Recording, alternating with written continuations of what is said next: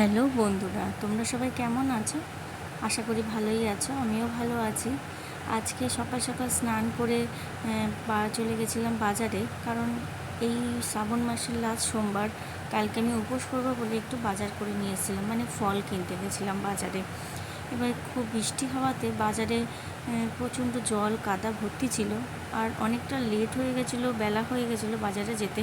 তো খুব বেশি ভিড়ও ছিল না, তাই বাজার করে হেঁটে হেঁটেই বাড়ি চলে এসেছি।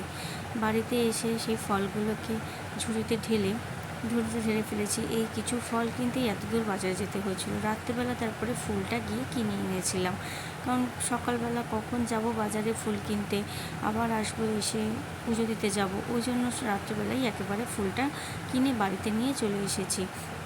ফুলের দামও ছিল অনেক, কিন্তু বেশি ফুল কিনিনি। আকন্দের মালা কিনেছি, আর রজনীগন্ধার মালা কিনেছি, একটা অপরাজিতার মালাও কিনেছি। কালকে ঠাকুর ঘরেও পুজো দেবো এবং বাইরের মন্দিরেও পুজো দিতে যাব।